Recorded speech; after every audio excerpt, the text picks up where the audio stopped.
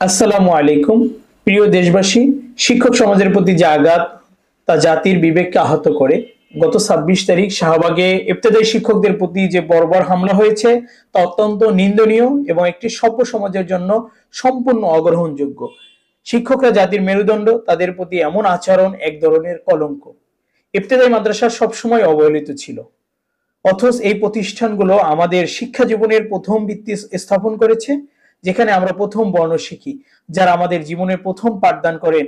সেই সমস্ত শিক্ষকদের প্রতি এ ধরনের আচরণ জাতি হিসাবে আমাদের ব্যর্থতার পরিচায়ক।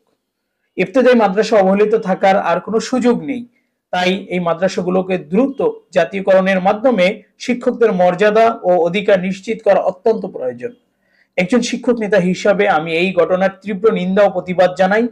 যে সমাজে শিক্ষকদের যথাযথ সম্মান ও মূল্যায়ন করা হয় না, সে সমাজ কখনোই উন্নতির পথে এগোতে পারে না।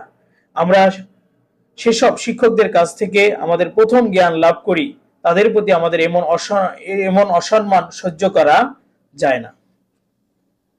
আমি এই ঘটনার দ্রুত তদন্ত, দোষীদের উপযুক্ত শাস্তি ও ইবতেদায়ী শিক্ষকদের ন্যায্য দাবি মেনে নেওয়ার আহ্বান জানাই।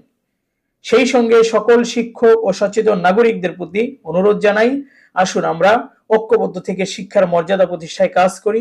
মনে রাখবেন, শিক্ষকদের মর্যাদা রক্ষা করা মানেই জাতির ভবিষ্যৎ রক্ষা করা।